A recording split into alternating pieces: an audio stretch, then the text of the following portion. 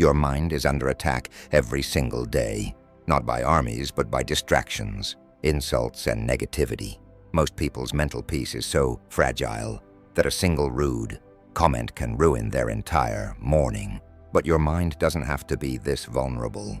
There's a way to build mental armor so strong that negativity simply can't penetrate it.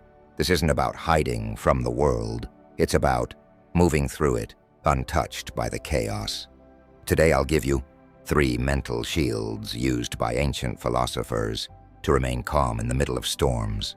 These are the same tools that helped Marcus Aurelius rule an empire without losing his peace, and that can help you handle daily stress without losing your cool. The first shield is reality testing. When someone's words or actions trigger you, your initial reaction is usually based on a story you're telling yourself, not the bare facts. They disrespected me, for this is unfair, and they did that on purpose. But what if the story is wrong? The Stoics practiced stepping back and examining the objective facts, separating them from our emotional interpretations.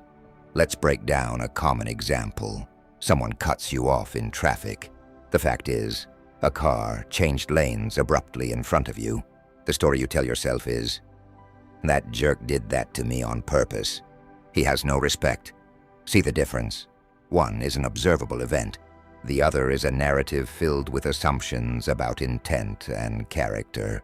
Reality testing means consciously asking yourself, what are the undeniable facts of this situation? What evidence do I actually have for the story I'm telling? You will find that 90% of your anger and annoyance comes from the fictional story, not the factual event. This shield allows you to let the story and the anger that comes with it pass through you without taking root. The second shield is response ownership. Right now, you are probably giving everyone else the remote control to your emotional state. Your boss speaks sharply. Click. They now control your mood for the afternoon. A stranger is rude to you at the store. Click. They control your anger for the next hour. You have voluntarily handed over your inner peace to anyone who behaves poorly. The Stoic solution is to take radical responsibility for your inner world. The philosopher Epictetus, who began his life as a slave, opened his teachings with this fundamental truth. Some things are within our power, and some things are not. We cannot control external events, other people's opinions, or their actions, but we can absolutely, 100%, control our judgment about those events and our chosen response. This isn't just philosophy, it's a neurological reality. Between any stimulus and your response, there is a critical space. In that space lies your freedom and your power. The more you practice pausing in that space, the more you reclaim the remote control to your own mind. You move from being a passive reactor to the active creator of your emotional state. But what about when the trigger isn't a person, but a situation? When your own plans fall apart, or you make a mistake? This brings us to the third and most powerful shield, mental vaccination. The most successful Roman emperors and thinkers, like Seneca and Marcus Aurelius, practiced a powerful daily ritual known as premeditatio malorum, the premeditation of evils. Each morning, they would sit in quiet contemplation and mentally rehearse everything that could possibly go wrong during the day. Their partner might be in a bad mood. Their important speech might be poorly received. They might lose money. They might even fall ill. This sounds pessimistic, but its purpose was profoundly liberating. By anticipating challenges and visualizing themselves, handling them with calm and virtue, they were effectively vaccinating their minds against adversity.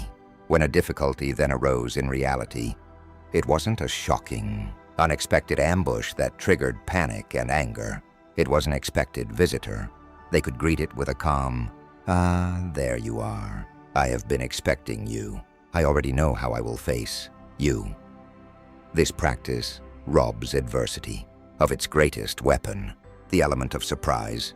You meet life's inevitable irritations not with raw, reflexive emotion but with prepared, resilient clarity. Let's bring it all together. To build an unshakable mind, you must consciously forge and wield these 3 shields every single day.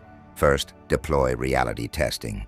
When triggered, stop and ask, what are the facts and what is the story I'm creating? Strip away the fictional narrative and see the event for what it is. Second, practice response ownership. Remember that you alone hold the remote control to your emotions.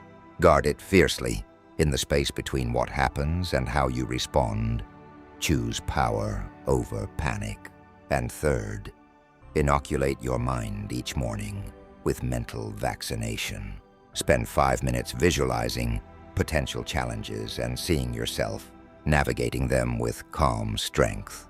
Prepare your mind so that nothing can catch it off guard. This is the path to true inner freedom. The chaos of the world will never cease. But with these 3 shields, you can move through it all. The noise, the negativity, the unpredictability.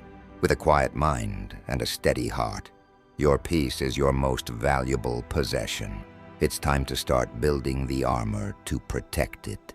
If you're ready to stop being a victim of your reactions and start being the master of your mind, let me know which shield you'll build first in the comments, and subscribe to Timeless Mind for one timeless principle like this every week.